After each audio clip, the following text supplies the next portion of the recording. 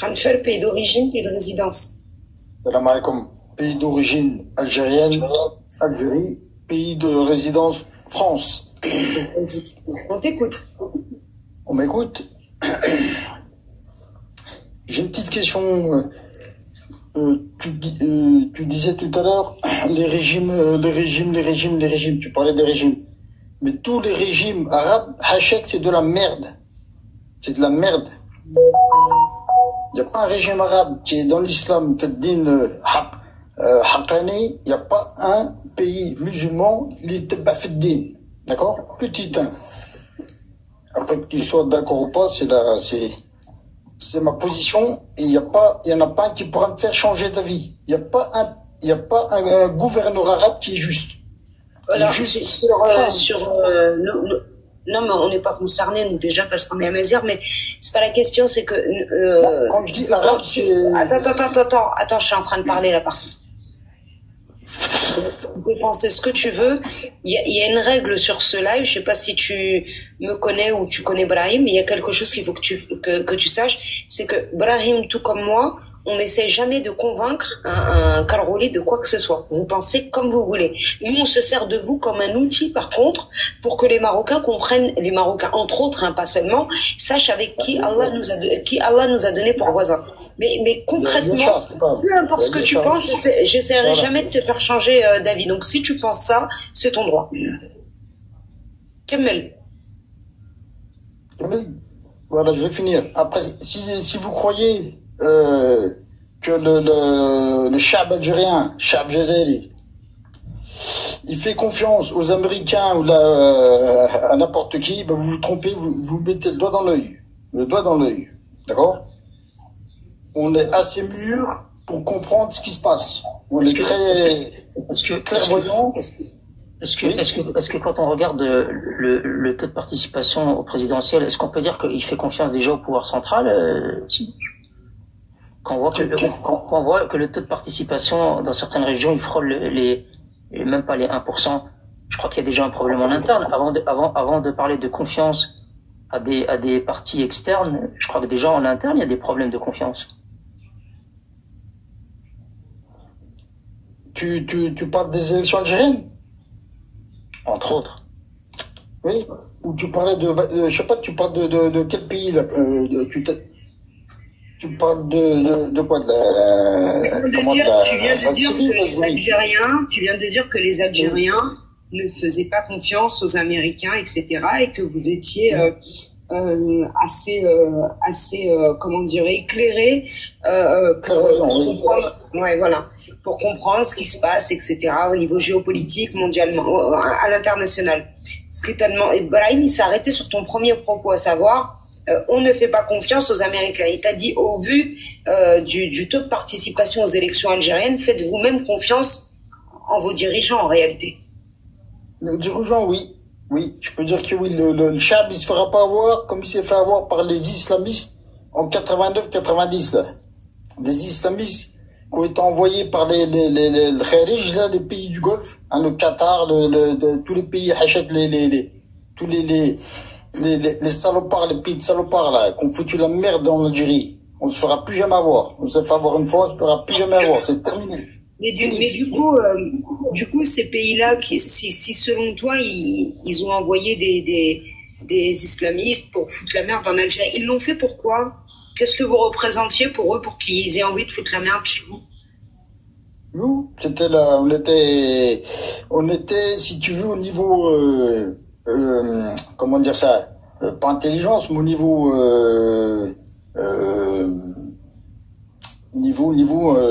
on avait des intellectuels quasi comme nulle part ailleurs, tu vois. Intellectuellement, on était au-dessus du lot. Comme qui, par exemple? Tu peux nous en citer juste 3? Des intellectuels, des artistes, on avait les chanteurs de rail, il y avait... Non, mais tu as dit intellectuels. Laisse les artistes de côté. On va vraiment parler des intellectuels, des écrivains, des politologues, de ceux qui ont une expertise dans un domaine qui relève de l'intellect. Est-ce que tu peux m'en citer juste 3 comme ça?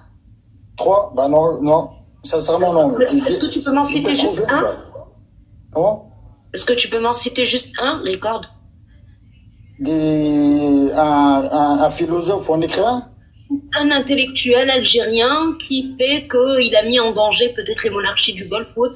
Un intellectuel qui fait que ça a peut-être même suscité la jalousie des autres pays qui, de par cette jalousie, ont envoyé l'armée. Par exemple, Yasmina Khadra. D'accord. Donc Yasmina Khadra, c'est un intellectuel algérien qui a pu susciter la jalousie des monarchies du Golfe.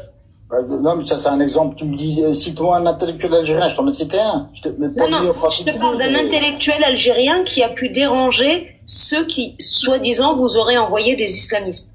Quand je dis intellectuel, il y a aussi notre façon de vivre en Algérie qui était, on va dire... Non, reste sur intellectuel, après on parlera de la façon de vivre. Juste, d'abord, on traite ça, et après on parlera de votre façon de vivre. Au niveau des intellectuels, oui. Quels intellectuels, cite-moi-en un, qui a pu faire que les pays du Golfe ont voulu vous nuire? Nous nuire? Oui. Moi, j'en ai pas en tête comme ça, j'en ai pas. Je suis assez jeune, hein, moi, j'ai 40 ans, donc en 89, tu vois bien, 90, j'avais 10-12 ans, là. Donc je suis jeune, j'étais jeune. Depuis, tu t'es cultivé quand même un petit peu. Non. Parce qu'un livre, ça ne meurt pas. Enfin, un auteur, un intellectuel, même une fois décédé, on continue de lire ses lectures. Tu vois ce que je veux dire? Non, je suis pas trop là-dedans, moi. Je suis pas trop dans la lecture, non, je suis pas là-dedans. D'accord. Et là, t'es tout seul? Oui, bien sûr. T'as un deuxième téléphone, par exemple? Un deuxième? Non, j'en ai pas, non. D'accord. T'as personne que tu peux contacter en restant sur le live? Puis, contacter TikTok, je suis pas trop, on va dire, affûté. Non, en dehors de TikTok. En dehors de TikTok. Je travaille en déplacement, moi. Non, je peux pas. D'accord. T'es pas marié, t'as pas ton épouse à côté de toi? Je préfère pas répondre à ça. Je suis tout seul, je t'ai dit. Je suis tout seul. Point. T'es tout seul, d'accord. Peut-être que tu peux t'adresser aux Algériens en commentaire et leur demander le nom de 3 intellectuels qui vont susciter la jalousie des monarchies, non? Après, je sais même pas que TikTok, ça fait 15 jours, 3 semaines que je me balade là-dedans. Je sais pas trop comment la fonctionnalité, tout ce qui est fonctionnel de TikTok, je l'ai pas encore en main. Bon, d'accord. Passons ce point. On voit que les intellectuels, c'est pas ton fort. Donc, tu disais la deuxième chose, c'était la façon de vivre. Alors, vas-y, explique-toi. Avant tous avant le fils et le GIA, tout le merdier là qu'il y a eu en Algérie, les femmes arabes, elles étaient se baladaient pas en mini-jupe, mais elles étaient à l'occidental, etc. Ils vivaient un peu à la française. On a gardé pas les traditions françaises, mais il y avait un peu de on a gardé la façon de vivre à la française, si tu veux. Ah, et les monarchies du Golfe, comme ils étaient un peu plus islamisés, ils étaient, on va dire qu'ils étaient jaloux du fait que les femmes en Algérie soient très libres. En gros, ces femmes qui portaient le hijab dans le monde arabe étaient jalouses des mini-jupes des Algériennes.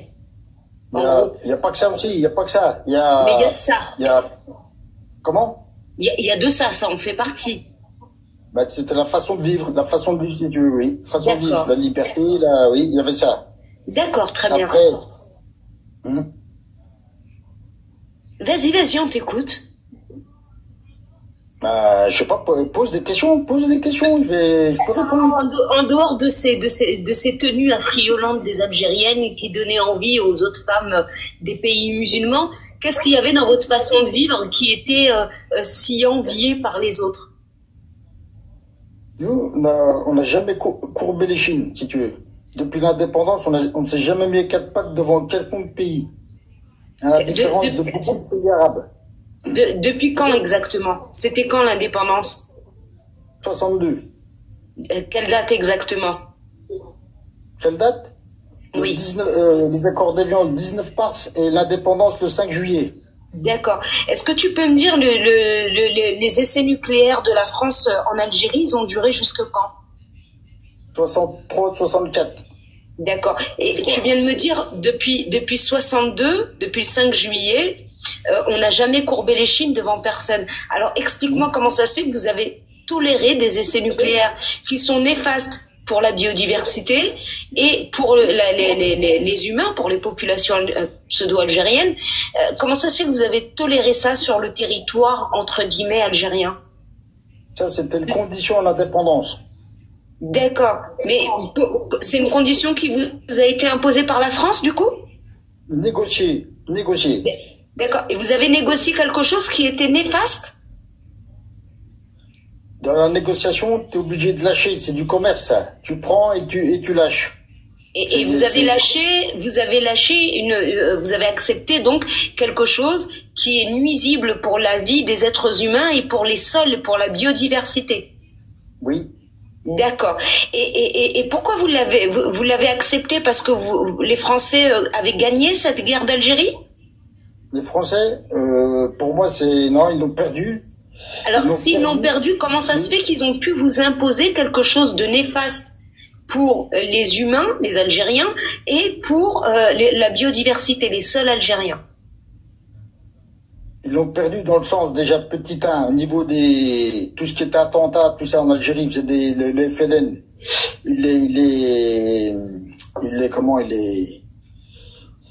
Il est touché par des attentats, d'accord? Donc, militairement, ils étaient très affectés, d'accord? Et en France également, il y avait des attentats aussi. Des attentats, il y avait il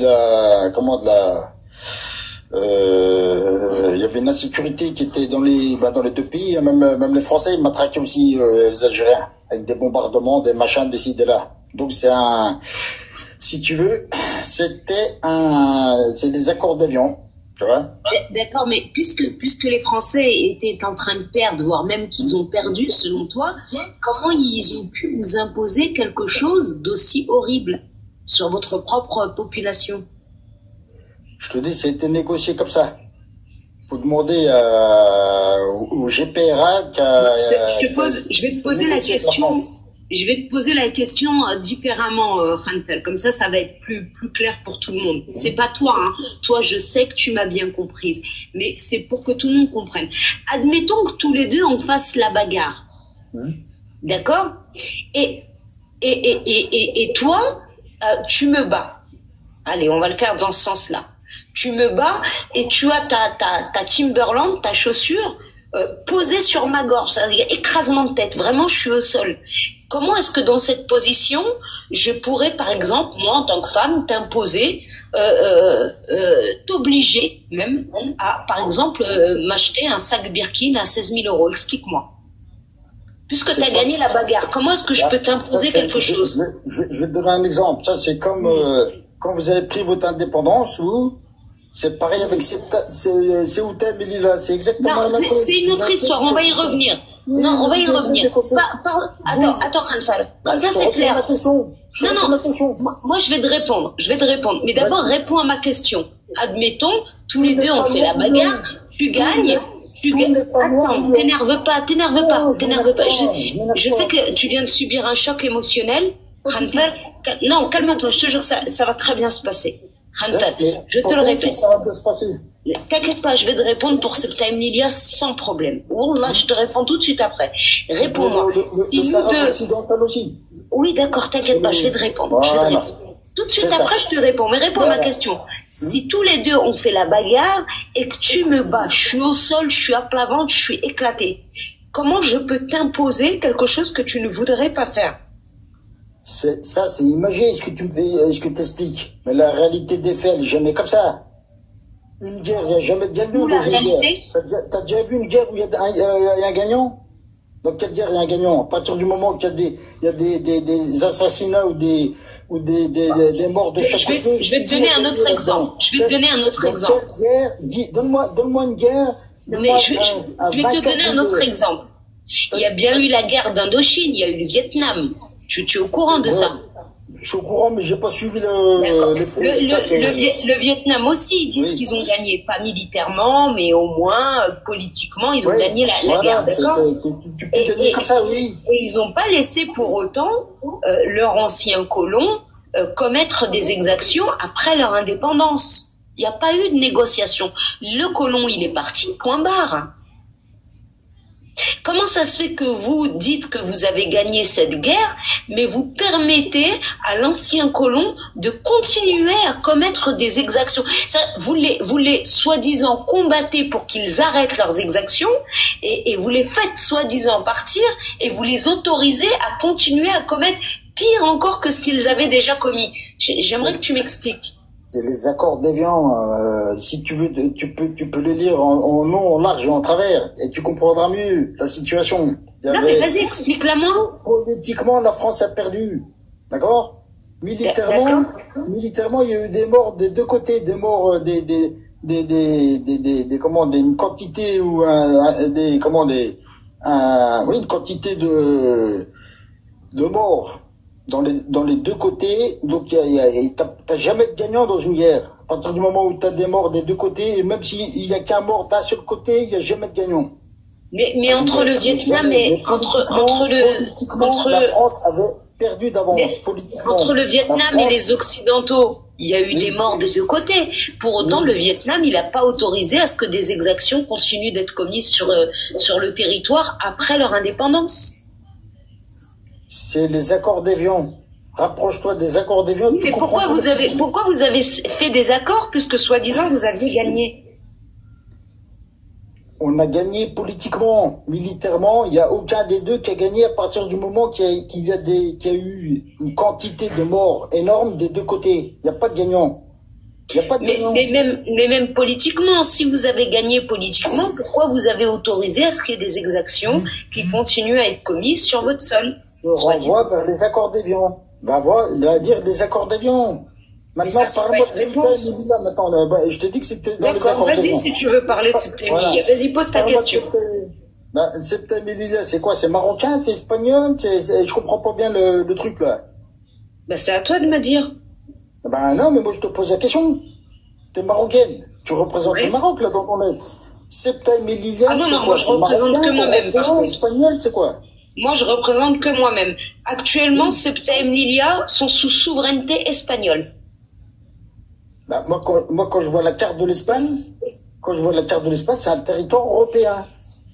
Ceuta et Melilla. Oui, c'est ce que je viens de te dire. Ceuta et Melilla sont actuellement espagnols depuis plus de 4 siècles. Sous autorité, ça veut dire quoi? Ça appartient, c'est espagnol. Faut me dire c'est espagnol. Absolument. Voilà, faut me dire c'est espagnol. Et donc, vous, quand vous avez pris votre indépendance avec les Français, que vous étiez sous protectorat, vous, c'était un peu particulier. C'était pas vraiment, c'était un protectorat, c'était pour pas que la famille royale tombe, par rapport à tout ce qui était, on va dire, les soulèvements des peuples et tout ça. D'accord? Donc, c'était un protectorat. Quand elle a signé le protectorat, pourquoi vous n'avez pas récupéré Ceuta et Melilla? C'est la question que je te pose là. Mais si tu dis qu'on devait récupérer Ceuta et Melilla, ça veut dire que pour toi Ceuta et Melilla. Non, attends. Vous deviez récupérer. Quand tu me poses, écoute ma question, Hanfal, écoute ma question. Quand tu dis que lorsqu'il y a eu la fin du protectorat, pourquoi on n'a pas récupéré Ceuta et Melilla? Ça veut dire que pour toi, Ceuta et Melilla sont des colonies. Non. Pour moi, je te le dis franchement, ça appartient au Maroc. Je te le dis franchement. Pour toi, Ceuta et Melilla appartiennent au Maroc. Bien sûr, c'est une occupation. Et tu me dis que tu es algérien. Bien sûr. D'accord. Ton gouvernement, ton président, dit que le Sahara occidental marocain est la dernière colonie d'Afrique. Sous-entendu, Ceuta et Melilla sont espagnols. Est-ce que tu condamnes les propos de ton président? Attends, je vais te parler d'un point de vue juridique. D'un point de vue juridique. Attends, je te parle d'un point de vue juridique. Non, c'est moi. Attends, c'est moi. Les frontières. Non, mais je te disais tout à l'heure. Non, tu peux pas parler comme tu veux comme ça. Je suis co-hôte du live. Je te pose une question parce que je suis en train de diriger la discussion, ce qui est normal. D'accord? C'est moi qui sais quelle direction je donne au live. Tu viens de dire que Ceuta et Melilla sont des colonies. Or, ton président dit que le Sahara occidental marocain est la dernière colonie d'Afrique, ce qui veut dire que lui reconnaît Ceuta et Melilla comme étant espagnols, clairement. Donc ma question est la suivante. Est-ce que tu condamnes les propos de ton président qui dit que le Sahara occidental marocain est la dernière colonie d'Afrique, puisque pour toi, Ceuta et Melilla sont des colonies? Est-ce que je peux te répondre? Vas-y. Je peux répondre. Quand je disais Ceuta et Melilla, pour moi, c'est marocain. D'accord? D'accord? Qu'est-ce que vous avez fait en 1900, je crois que c'est 57, quand vous avez pris votre indépendance? Qu'est-ce que vous avez fait? Vous avez déposé vos frontières, d'accord, à l'ONU. C'est quoi, quelles sont vos frontières que vous avez déposées d'un point de vue juridique international? Quelles sont vos frontières? C'est quand 56 déjà? Oui, 55 ou 56, oui, je te dis, mais non, c'est 56, et nos frontières quelles sont les frontières J'ai entendu ta question. J'ai entendu ta question. Est-ce qu'il y avait de Sahara occidental? Actuellement, à l'ONU, nous n'avons jamais déposé de frontières délimitées. En 2024, le Maroc n'a toujours pas déposé de frontières délimitées. Maintenant, réponds à ma question. C'est faux. Attends, on revient parce que tu as changé. Attends, parce que tu as changé de sujet. Non, tu as changé de sujet. Donc revenons sur le sujet juste avant et après, si tu veux, on parle des frontières. Tu as dit que Ceuta et Melilla étaient des colonies, puisque tu as dit que pour toi, elles sont marocaines et qu'on devait les récupérer. Or, ton président dit que Ceuta et Melilla sont espagnols. Est-ce que donc tu condamnes les propos de ton président? C'est ça ma question. Tu peux ouvrir ton micro. Est-ce que tu condamnes les propos de ton président puisque tu n'es pas d'accord avec lui, visible? Le président, je répète la phrase, il y a le micro qui était coupé. Le président préside et moi je dis ce que je veux en France comme en Algérie. Je te dis. D'accord. Du coup, est-ce que tu condamnes ces propos? Condamner, ça veut rien dire condamner. Je peux être en désaccord avec. Est-ce que tu te désolidarises des propos de Tebboune? Est-ce que tu... Désolidariser, qu'est-ce que ça veut dire? Explique-moi. Est-ce que, en gros, tu dis que Tebboune a tort lorsqu'il dit que le Sahara occidental marocain est la dernière colonie d'Afrique, puisque pour toi, il y a aussi Ceuta et Melilla. Moi, je te dis d'un point de vue historique. Je te parle d'un point de vue... Non, ma question, elle est claire. Ma question, elle est claire. Puisque pour toi, Ceuta et Melilla sont des colonies. Je vais te répondre. Laisse-moi parler. T'as deux facettes là-dedans. T'as le juridique et l'historique. Ne mélange pas les deux. D'un point de vue historique, Ceuta et Melilla... Non, mais c'est bon, je l'ai ton avis, Ma question est la suivante. Non, ma question... D'un point de vue, je te parle... Tu n'as pas compris ma question. Tu n'as pas compris. Je l'ai ton point de vue juridique, historique. Tout ça, c'est très clair. Tu as été très clair, Khanfer. La question est claire. Comme tu n'es pas d'accord avec Tebboune, est-ce que tu condamnes ou est-ce que tu te désolidarises de ses propos? Voilà, c'est très clair. D'un point de vue historique, je ne suis pas d'accord avec lui. D'un point de vue juridique, le Maroc a déposé ses frontières comme ça. C'est pas moi qui ai déposé, je suis algérien, c'est pas moi qui ai déposé vos frontières à l'ONU. C'est vous-même. Vous avez capté en bas. Vous avez déposé vos frontières avec Ceuta et Melilla retranchés et le Sahara occidental qui n'était pas dedans. Il était lâché par les Espagnols en 1975. Vrai ou pas? Vrai ou pas ce que je dis?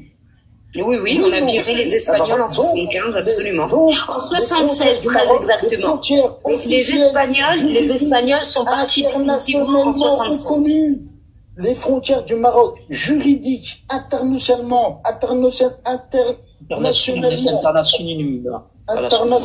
voilà, reconnues par tous les pays, d'accord? C'est ce que tu vois sur le carte, tu enlèves Ceuta et Melilla et tu enlèves le Sahara. Ça c'est selon l'Organisation des Nations Unies. Quand tu dis tous les pays, c'est à l'ONU. D'accord. Donc toi, tu reconnais l'ONU comme autorité pour déterminer la carte du Maroc. Non, j'ai pas dit ça. J'ai dit les frontières que vous-même, Marocains. D'accord. Donc, selon toi, les frontières du Maroc sont celles qui ont été, qui sont à l'ONU. Non, déposé D'accord. par le, Donc pour toi, déposé donc par pour un toi, Marocain lors d'accord. de l'indépendance. Ça Lors c'est de faux, tu ne peux l'indépendance. pas le prouver, mais c'est pas grave. Donc selon toi, Bah, prouve-moi-le. attends, Prouve-moi-le. attends, tu ne me laisses pas poser tes questions, Khanfer. Donc selon toi, c'est l'ONU, l'institution internationale de référence pour ce qui est des frontières dans le monde. C'est bien ça? C'est bien ça, hein?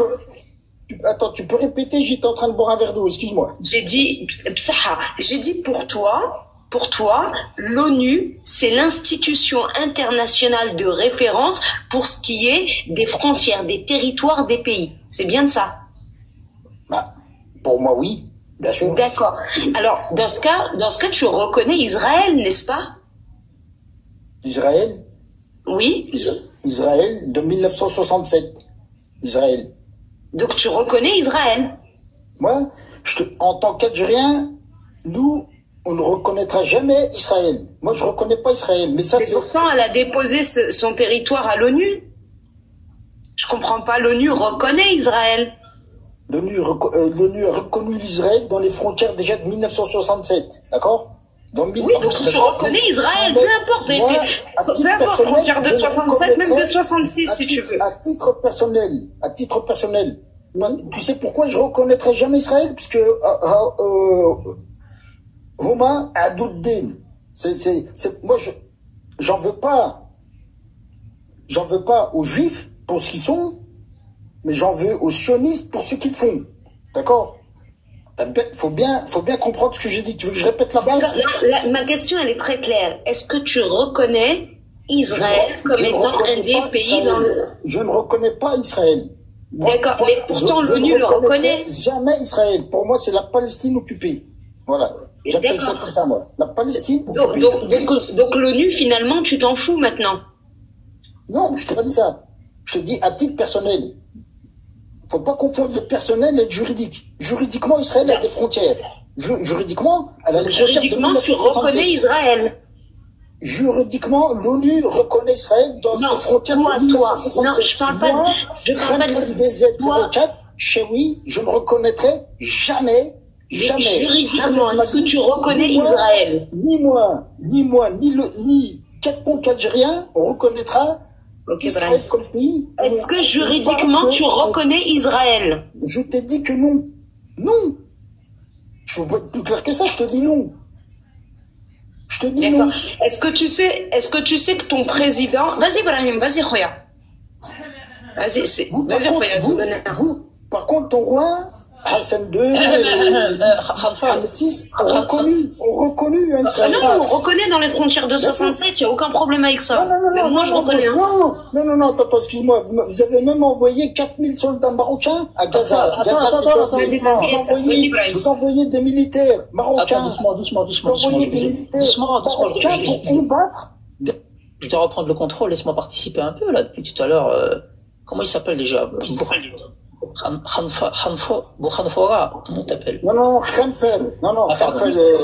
Pardon. Pourquoi j'ai un Z depuis tout à l'heure? Je vois le Z.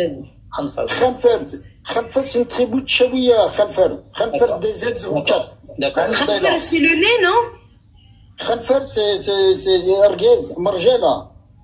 Oui, mais Khanfer en arabe, ça veut pas dire le groin? Non, ça veut pas dire ça. Non. Ok. Khanfer, c'est des Chaouis, c'est des Berbères en Algérie. C'est eux qu'on mettra aux Français, l'insurrection en Algérie, elle a commencé à Anna, en Chaouia. Ah bah tu vois, on en apprend tous les jours quand on dit qu'il y a de l'intellect chez eux. Pour ton information, voilà. Et c'est vous qui avez accepté les essais nucléaires après l'indépendance aussi ou pas, du coup? Moi, j'ai rien accepté du tout. Vas-y, Khoya, Vas-y, Ibrahim, parle. Merci de me donner la parole, Khanfer. Je voulais juste te poser une question par rapport au fait que tu ne reconnais pas, à titre personnel, tu as le droit, Israël. Donc, de facto, tu es contre ton président, puisque lui, il a déclaré qu'il n'avait aucun problème avec Israël. Déjà, écoute-moi bien, c'est comment, Brahim, non? Ouais, c'est ça. Brahim. Petit 1, nous en Algérie, on dit jamais Israël, on dit Sahyouniya ou la Palestine occupée. Ouais, mais ça dépend un peu, ça dépend un peu dans quel espace vous êtes. Tu vois, déjà, par rapport à ce que tu viens de dire. Donne la bonne nomination des choses, déjà. Donne la bonne nomination. En Algérie, on a un langage qui est toujours le même. Masha'Allah. Voilà. Écoute, ce que tu viens de dire à l'instant, je suis d'accord, mais ça dépend un peu où est-ce que vous avez les pieds. Par exemple, votre président Tebboune, quand il est en Algérie, tu as raison. Jamais il est antitétionniste. Par contre, quand il est à l'étranger, ou quand il a devant lui un représentant comme Anthony Blinken, là, il dit Israël. Là, il a un petit peu peur, la vérité. Il peut pas dire l'antitétionniste. Il est obligé de dire Israël. Tu veux la preuve? Tu veux que je te montre en vidéo? J'ai pas de preuve. J'ai pas besoin de preuve, moi. Donc, je dis la vérité ou je mens quand je dis par contre, une petite question, là. Par rapport aux 4000 soldats, je mens, non? Les 4000 soldats marocains? C'est un mensonge, non? Absolument. Je voulais justement faire cette parenthèse. Non seulement tu mens, mais en plus, vous allez regarder sur le site www.maroc-du6patriotique.com. Brahim a fait un article dessus. Il a débunké en vidéo, puisque Al Jazeera ont débunké cette news. Et ça a été débunké par un journaliste palestinien gazaoui sur place. Depuis quand Al Jazeera disent la vérité? Depuis quand? Tu sais lire l'arabe, Khanfe? Pardon. Un petit peu, mais je suis pas sûr de tout comprendre par contre. Hein. C'est quoi le média que tu vois à l'écran? C'est tout flou là, c'est flou. Le média que tu vois à l'écran là, en haut. Attends, je vais mettre les lunettes. Ouais, mets les lunettes. Nahar, je crois que c'est le Nahar.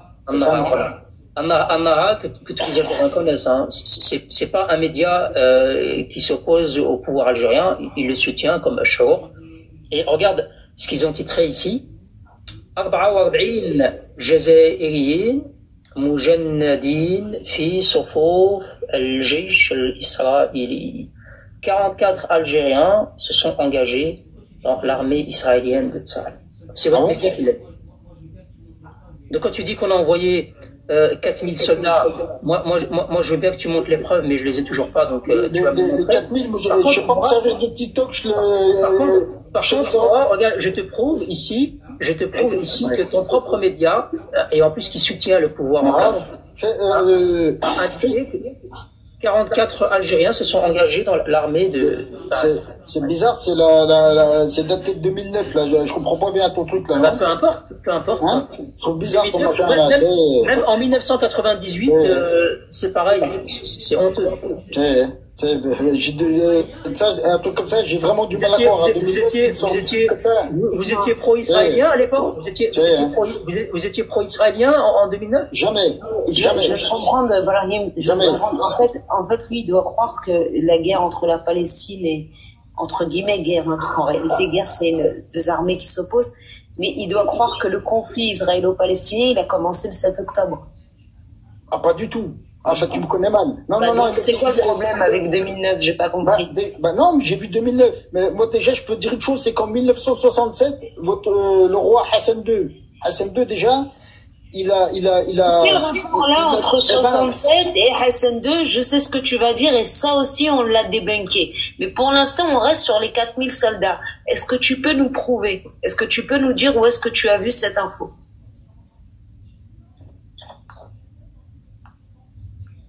Commence en 2007. Je te dis non, je te donne déjà une date en 1967 déjà. Votre roi, il a balancé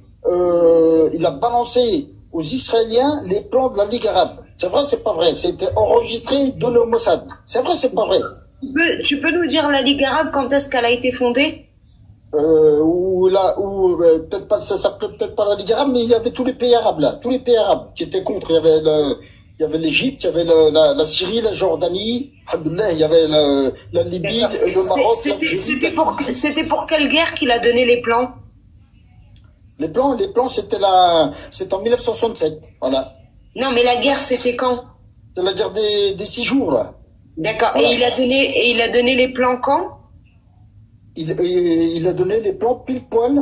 Je crois que ça devait être 48 heures ou 48 heures avant l'intervention des Américains et des Israéliens. Voilà. Non, l'article qui le cite, il cite 1969, soit 2 ans après. Non, 65, soit 2 ans avant, pardon. Écoute, même le Mossad, ils ont sorti des archives. Alors ne me dis pas n'importe quoi. Ah, et le Mossad, pour toi, c'est crédible? Bah, regarde, déjà, la preuve que vous êtes... Attends, 2 secondes. Le Mossad, pour toi, c'est crédible? Attends, 2 secondes.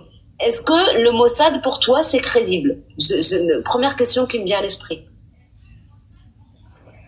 Le Mossad n'a même plus besoin de vous... Est-ce que le Mossad, pour toi, c'est crédible comme source d'information? Bien sûr, et ben maintenant, tu sais quoi, mais il y a même plus pour toi, le Mossad, c'est crédible comme source d'information. Vas-y, voilà. Écoute-moi, vous avez même plus, il y a même plus besoin du Mossad, vous avez un Zoulé qui prend le téléphone, qui écoute à droite et qui transmet l'information à gauche. Il n'y a même plus besoin de Mossad, il n'y a même plus besoin de balance, de machin, Monsieur François, est-ce que tu veux pas rester sur un sujet, là, depuis tout à l'heure, tu nous balades, Septem Lilia, 4000 soldats. Je connais le script, en fait. Tu vois tout ce que tu récites là. Tes compatriotes qui sont montés avant toi, ils ont cité le même script. Tu vois, c'est Septem Lilia, 4000 soldats. Et puis c'est, on connaît, vous citez un script comme ça. Tu veux pas rester sur un seul sujet au lieu de te balader de gauche à droite? Parce que moi, j'arrive pas à te contenir et rester sur jamais en Algérie, tu verras le Mossad ou les Azoulay prendre le téléphone. Excuse-moi, Brahim. Excuse-moi. Qu'est-ce qu'ils ont dit, le Mossad, concernant ce que Hassan Tani aurait fait? Qu'est-ce qu'ils ont dit exactement? Ils ont expliqué exactement comment c'était, comme quoi ils avaient enregistré la réunion, qu'ils étaient normalement... C'était une réunion à quelle date? En quelle année? C'était, je crois que c'était à Rabat, ça devait être à Rabat, je pense que ça devait être à Rabat. Il y avait C'était une réunion en quelle année? En quelle année la réunion? C'était en 1967. 1967. Non, la réunion, elle était dans le média israélien, dans le média israélien en question, la réunion, elle était en 1965.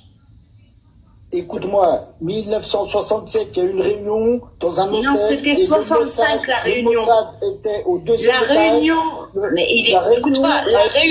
La réunion de la Ligue arabe, c'était en 1965, soit 2 ans avant la guerre en question de 67. 2 ans avant. 1967, je te dis, c'est 1967. Après, sors-moi tu peux me sortir comment c'est? Tu vas sur Google, tu vas voir. La réunion, c'était une réunion dans un hôtel. La réunion, c'était à l'hôtel de Casablanca, c'était en septembre 1965. À l'étage. Bah, pourquoi tu m'as dit 69 tout à l'heure? Déjà, tu te contredis toi-même. Non, juste après, je me suis corrigée, j'ai dit 2 ans après j'ai dit non, 65, 2 ans avant. Écoute bien, la réunion, elle était dans un hôtel. Je t'ai dit hôtel. En quelle année? En quelle année? Pour moi, c'est 67. Donc, c'était 67. Mais il n'y a pas eu de réunion dans un hôtel à Casablanca en 67. C'est pas grave, 66, 67, 64, mais c'est le principe. Non, c'est pas le principe. Parce que si ça a eu lieu en 65, ça a eu lieu en 65, cette réunion. D'accord? Comme ça, attends, écoute, Alina. Comme ça, on va informer les gens. Cette réunion a eu lieu en 65. Ces enregistrements ne sont jamais sortis. Le média qui a sorti ça selon le témoignage d'un personnage israélien qui, au moment de son témoignage, avait 91 ans. Donc, il y a de la sénilité, mais bon, pour les Algériens, c'est difficile à comprendre parce qu'ils sont gouvernés par des gens qui ont à peu près cet âge-là. D'accord? Sachant que quand on enregistre quoi que ce soit en 65, si jamais tu donnes des plans d'une guerre, tu donnes des plans d'une guerre de 2 jours après, 1 semaine après, 2 mois après, pas 2 ans après. Ça n'existe pas. C'est très facile à débunker ce que tu racontes. Excuse-moi, voilà, tu te parler parce qu'on me coupe en permanence. On coupe en permanence. Moi, j'arrive pas à contenir ce type de personnage-là. Déjà Hassan II, déjà enregistré de nos Mossad, c'est le Mossad qui l'affirme. Et il y a des articles de presse là-dessus. Tu es un menteur. C'est pas le Mossad qui l'affirme. C'est un Israélien qui a dit ça dans un petit journal israélien. Et ce petit journal israélien l'a interviewé quand ce monsieur avait 91 ans. Par ailleurs, je sais que vous n'avez jamais fait la guerre contre personne, que vous êtes incapable de faire une guerre, incapable d'envoyer vos soldats où que ce soit, mais il n'y a personne qui fait des plans d'une guerre 2 ans avant une guerre, ça n'existe pas. Je peux parler? Non, tu peux pas. Alors, le sommet arabe dont il est question, j'ai été regarder, c'était du 13 au 17 septembre 1965 à Casablanca. J'ai la liste des participants: la Jordanie, l'Algérie, le Soudan, les Émirats, l'Irak, l'Arabie Saoudite, la Syrie, le Yémen, le Koweït, le Liban, la Libye, le Maroc et la Palestine. Donc, j'ai tout devant moi. Tu veux regarder ou tu veux encore nous démentir? Non, c'est pas la peine, c'est pas la peine. D'accord. Donc, à l'image de ce détail, à l'image de ce petit détail que je viens d'énoncer, depuis tout à l'heure, tu exprimes des choses que tu ne peux pas authentifier en ouvrant ta caméra, ou même nous dire où est-ce que tu as trouvé les éléments sur lesquels tu t'appuies. Tu es là dans la propagande continue. Et ressaisis-toi un petit peu. Vas-y. Par ailleurs, l'Algérie en 1965, dans cet hôtel de Casablanca, était présente lors de la réunion de ces pays arabes. Mais par contre, en 67, 2 ans après, elle n'avait pas envoyé de soldats combattre les Israéliens, contrairement aux Marocains qui ont perdu des soldats, qui en ont envoyé 6000 dans le Golan. Donc c'est bizarre quand même que ces Marocains qui auraient trahi les pays arabes ont envoyé des enfants à eux pour mourir sur place, et ces Algériens qui n'auraient trahi personne n'ont pas envoyé un seul soldat. Ils se sont perdus en route. C'est bizarre. C'est maintenant, moi, il n'y a plus rien qui me choque. Tu vois, c'est ça que t'as du mal à comprendre. Il n'y a plus rien ne me choque. Oh, nous aussi, une fois qu'on t'a écouté, il n'y a plus rien qui nous choque. Marie, moi, c'est réciproque. Il n'y a plus rien qui me choque. Moi, ce qui me choque, c'est de voir un représentant de l'Algérie ici à l'écran, qui est assis tranquillement avec les membres. On dirait que c'est une réunion de haut gradé militaire, mais à la même table, juste à côté, là, j'ai le représentant pour un pays que vous ne reconnaissez pas, il est juste à côté de vous, le représentant israélien là. Je sais pas, moi, t'aurais pu te mettre là-bas, là derrière, tu vois, la dernière ligne, t'aurais pu te mettre loin de l'israélien. Mais non, vous êtes juste à côté. Avec le sourire, en plus. C'est bizarre, ça. Je sais pas ce que t'en penses. Attends, tu veux une photo plus récente? Ok, plus récente. Ici, j'ai représentant algérien. Il est là. Et comme par hasard, juste à côté, hein. C'est pas deux chaises, hein. Juste à côté, le représentant israélien. Algérie, Israël. Algérie, Israël. Israël, Algérie. Israël, Algérie. Non, mais ils sont chez nous. Ils sont directement chez nous. Ils viennent chez nous, ils sont accueillis, ils sont directement. On leur sert le couscous et le thé, le non, mais c'est scandaleux quand vous les reconnaissez pas, il faut pas s'asseoir à côté. Je veux dire, c'est pas. Bois encore un peu d'eau. Bois un peu d'eau. Non, arrête-toi. Je veux pas qu'il t'arrive quelque chose. Bois un peu d'eau. On va écouter ce que tu dis sur Israël. Bois un peu d'eau. Arrête. Coupe ton micro et bois un peu d'eau. Arrête. Je veux pas qu'il t'arrive quelque chose. Tu vois, on va écouter, hein. Écoutez un peu ce que dit Teboun. C'est allergique, c'est tout, c'est allergique. Non, moi je vois que tu t'es pas bien, moi je veux pas être responsable de quelque chose. Écoute. Nous avons toujours traité de la même manière les dossiers du Sahara occidental et le dossier de la Palestine. Attends, la vidéo s'est arrêtée. Nous avons toujours traité de la même manière les dossiers du Sahara occidental et le dossier de la Palestine. Tous ces Palestiniens, notre position ne changera pas. Il y a une décision qui a été prise au niveau de la Ligue arabe de faire la paix avec Israël. Il dit pas l'entité sioniste là. Hein. Ah oui. Non, parce que regarde qui est à côté. Il y a Anthony Blinken, donc il peut pas dire entité sioniste. Hein. On écoute. Israël reconnaisse l'État palestinien. C'est ce qui a été fait, c'est ce que nous vivons jusqu'à présent. Donc c'est la paix contre les territoires, etc. Mais nous n'avons aucune animosité vis-à-vis de... Nous n'avons aucune animosité vis-à-vis de... On parle d'Israël. Bien sûr, on les adore. Ah non, non, mais c'est ton président qui le dit, ou alors t'es pas d'accord avec lui. C'est ce que je suis en train de te dire, on les adore chez nous, on les adore, ils sont accueillis, بالزغريت dans les aéroports, le tapis rouge, بالعسل, بالتمر, Non, ça c'est pas très comme j'ai vu, je sais pas, je sais plus dans quel aéroport, je crois que ça devait être Marrakech, je crois bien. Regarde, tu sais la différence, regarde, la différence elle est très simple. C'est que ce que peut faire le Maroc avec Israël en termes d'accord, etc., c'est fait sur la table au vu et au su de tous. Par contre, ce que fait l'Algérie, par contre, avec Israël, eh ben, c'est toujours sous la table. C'est toujours sous la table. Par exemple,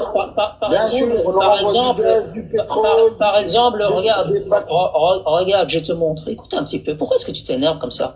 Regarde, par exemple, vous avez signé avec cette société de lobbying BGR Group. Cette société de lobbying américaine. Regarde comment elle soutient Israël à la vie, à la mort. Pourtant, vous n'en avez rien à carrer, à l'Algérie. Rien à carrer de la Palestine, rien à carrer des peuples opprimés. Vous avez signé ce problème. Et en plus, vous avez signé avec une société de lobbying qui a dans ses consultants, regarde qui est dans les consultants, tu as Ehud Barak, hein. Je sais pas si je pense que c'est il s'agit, hein. Je peux te poser une question? Je peux te poser une question, oui, bien sûr. Est-ce que tu as déjà vu un accord algérien signé avec... Juste avant, parce qu'il a quand même dit que vous avez accueilli les Israéliens à Marrakech avec Tmar, le Mullet, Israël, exactement. Israël au pluriel. Ah, c'était sur le français, vous maîtrisez mieux. C'est bien déjà, on sait que vous savez comment on accueille. Il vous reste plus qu'à essayer de faire pareil, de vous voler tout le patrimoine, mais ça on y reviendra pas. Jamais. Par ailleurs, nous les Israéliens qu'on a accueillis avec du lait, des dates israélites, avant d'être Israéliens, ils sont aussi et surtout marocains. Et puis ce sont des civils. La question c'est, d'ailleurs dans cette même ville Marrakech, il y a 2 soldats israéliens qui ont été inquiétés par la justice marocaine. Par contre, ce que j'aimerais vous poser, c'est Patrick Bruel qui a financé, de par des concerts qu'il a donnés gracieusement au profit de Tsahal, Patrick Bruel qui a été accueilli en grande pompe par l'Algérie. C'était comment? Vous lui avez mis quoi, lui? Le lait, je sais que vous en avez pas, donc vous n'avez pas pu lui en donner. Zrerit, vous ne savez pas Zrerit. Pour les dates, elles sont arrosées à l'eau des Qados. C'est possible que vous lui en ayez offert, mais vous l'avez accueilli avec quoi d'autre? Est-ce que vous l'avez accueilli avec des petites fillettes, comme ça a été le cas de François Hollande, ou est-ce que vous l'avez plutôt accueilli avec des femmes, avec un rouge à lèvres, comme pour les joueurs des équipes subsahariennes de foot? Je peux répondre? Mais t'as une question. Oui, on lui a mis des petites fillettes comme il a trouvé au Maroc là-bas, tu sais, Tu l'as trouvé là-bas, là. J'en ai marre de ce gars-là. Tu veux continuer avec lui, toi? Mitterrand, Frédéric Mitterrand. Hein? Pédophile. Ah, je sais pas pourquoi quand t'as dit Frédéric Mitterrand, l'espace de 2 secondes, je sais pas, ça doit être à cause des élections, j'étais jeune. Quand on me parle de Mitterrand, je pense à Chirac, et quand je pense à Chirac, je pense à son dépucelage qui s'est fait en Algérie. Excuse-moi, j'ai un peu confondu. Ah oui. Tu avais une question tout à l'heure, attends, je parlais de BGR Group. Tu avais une question par rapport à BGR Group tout à l'heure? Moi? Oui, t'étais en train de me poser une question. Je disais, lis un contrat algérien comme il est fait, tu comprendras. Lis un contrat algérien. Le contrat, il est lis un vrai contrat algérien. D'accord. On va le lire ensemble. Alors, BGR Group, lis les vrais contrats. On va le lire. Tu m'as demandé de le lire, on va le lire. T'es machin d'égout, là. Dans ton micro, t'as dit qu'on allait le lire, on va le lire. Sophie, on va le lire. Une sorte des égouts, là. Écoute, t'as dit qu'on devait lire, on va lire. Alors, Sabri Boukaddoum, ambassadeur algérien aux États-Unis, il signe pour le peuple. Ouh là là, il vous a mis en otage. Il a pas signé pour il a signé pour le peuple algérien. Ah oui, bien sûr. C'est marqué, People's Democratic Republic of Algeria. Bien sûr. Et il a signé avec cette société BGR Group qui soutient Israël à la vie et à la mort. Je veux dire, quand il a signé, il s'est pas dit Chouma, le peuple palestinien, on va leur donner de l'argent qui va peut-être servir aux Israéliens. Non, vous n'êtes pas posé une question comme ça de conscience? Avant de signer ce contrat-là, tu veux que je te montre la signature? Tu vas me dire que c'est un faux? Je sais que tu vas me dire que c'est un faux. Regarde, signature de PGR Group, regarde le nom, et signature de Sabri Bourkhadioum. Oui. Bien sûr. Bien sûr. Mais bien sûr, oui. On signe, il a signé, il n'y a pas de souci, il a signé. Maître Chmouch, vous avez pas honte de faire ça sous la table? Pourquoi vous faites pas ça comme les Marocains sur la table? Ah, jamais. Sous la table, c'est mieux? Jamais on fera ce que vous avez fait. Jamais. C'est mieux sous la table alors? Jamais on fera ce que vous avez fait. Jamais on fera ce que vous avez fait. C'est mieux sous la table alors? On fera jamais ce que vous avez fait. Jamais. Donc réponds à ma question. C'est mieux de faire sous la table. Ce que vous avez fait. Lou, moi, je n'ai pas envie de perdre toute mon énergie. Et autre chose, j'aimerais savoir si Khanfer connaît l'événement qui a lieu à Silla, qui s'appelle le Salon international du livre d'Alger. Est-ce que tu connais cet événement, Khanfer? Pas du tout. Non. Alors c'est un salon qui a lieu en Algérie, à Alger, très précisément, Silla. Ça concerne bien évidemment les livres, la littérature, l'histoire. Et comme c'est un salon international, on y reçoit beaucoup de personnalités internationales et notamment des ministres. Et alors, il y a eu la célébration lors de ce salon du 50e anniversaire de l'indépendance de l'Algérie avec des éditeurs français et avec surtout le ministre français de la culture de l'époque. Sais-tu qui était le ministre français de la culture à cette époque? De quand? Lors 50 ans en arrière? Non, lors des 50 ans lors de 50 ans de l'indépendance algérienne. Lors du Salon du Livre, il y a eu le ministre français de la Culture qui s'y est rendu. Est-ce que tu sais qui était ce ministre de la Culture? Je pense que ça devait être Jack Lang avant que ces histoires de pédophilie sortent là. C'était Frédéric Mitterrand. Ah, Frédéric Mitterrand, oui. Ou Jack Lang, oui, peut-être. Bon, voilà, je dis juste ça comme ça. Il n'y a pas de souci, moi je le dis. Mais par contre, il a faut pas bizarrement, en plus, ce Frédéric Mitterrand, quand il y a été, c'était exactement à la même période où Jean-Michel Baroche a commis ses fameuses exactions. Peut-être qu'il était invité à ces petites soirées affriolantes. Je dis ça, je dis rien, j'en sais rien. Ce que je peux te dire, il trouvera jamais en Algérie ce qu'il a trouvé au Maroc. C'est tout ce que je viens de dire. C'est-à-dire quoi exactement? Je vais pas besoin de te faire de dessin, je veux pas parler vas-y. Je parle pas de choses en dessous de la ceinture. C'est la démocratie sur ce live, vas-y. Non, je veux pas parler de pédophilie, de gamin, de machin, non, je parle pas de ça. Heureusement que tu voulais pas en parler, et tu fais bien de pas en parler, c'est sage, parce que sinon j'aurais été obligée de te sortir que selon des médias algériens, l'Algérie est devenue l'Eldorado de la pédophilie. J'aurais pu te sortir un autre média algérien qui dit aussi que 77% des victimes d'agressions sexuelles en Algérie sont des enfants. Enfin, bref, j'aurais pu te montrer bon nombre d'actes de pédophilie qui sont passés en Algérie, non seulement par des Algériens, mais aussi par des étrangers. Mais heureusement, Khanzer, tu n'as pas voulu parler de pédophilie, donc j'ai pas besoin de sortir ces arguments-là. Ce serait indécent. Tout le monde sait que l'Algérie est la Thaïlande de l'Afrique. Bien évidemment, tout le monde le sait. Non, l'Algérie, non, là, je te laisserai pas, je te laisserai pas dire que l'Algérie est la Thaïlande de l'Afrique. C'est faux. C'est la Thaïlande qui est l'Algérie de l'Asie. C'est différent. Ce que je peux te dire. Je sais pas si tu vas la comprendre, celle-là. Non, mais c'est pas l'Algérie qui est la Thaïlande de l'Afrique, Khanfer. C'est la Thaïlande qui est l'Algérie de l'Asie. Parce que vous avez beaucoup plus de prostituées et beaucoup plus de katoïs qu'il n'y en a en Thaïlande. C'est ce que j'allais dire. Qui ce monsieur-là? Il faudra dire à tous les Européens qui se sont trompés de pays, il faut qu'ils viennent en Algérie. C'est ça que j'allais dire. Absolument. Ouais, mais il y a un petit problème. Il y a un petit problème, c'est que ces Européens, malheureusement, ces pédophiles, quand ils voient des enfants, il y a un fameux liquide qui sort d'une certaine partie de leur corps. Et tu pourras demander à ton papa, et pour pas dire ta maman, il en connaît un rayon. Ça, c'est le ponçage. Mais je t'expliquerai. C'est des notions de bâtiment que tu comprendras si jamais un jour tu t'assois en tête à tête avec lui. Si toutefois tu sais qui il est. Et en fait, ce liquide-là, une fois qu'il est sorti, même pour un non-musulman, faut quand même se laver. C'est comme quand on fait du caca, faut pouvoir se laver. En Algérie, il n'y a pas d'eau, donc bon, ils sont un peu des missionnaires pour l'instant, et encore que.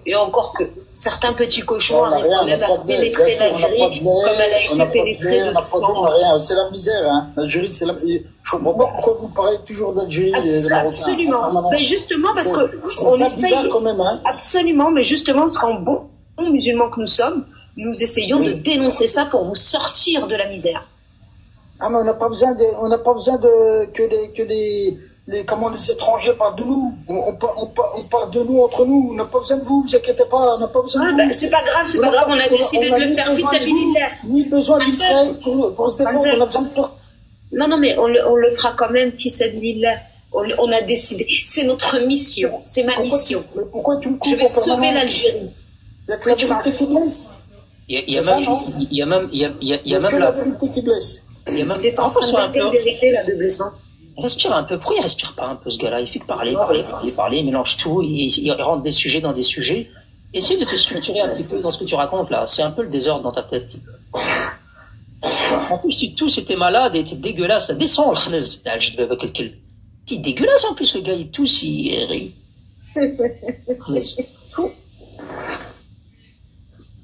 Brahim, il déteste ça, éternuer, tousser, renouveler.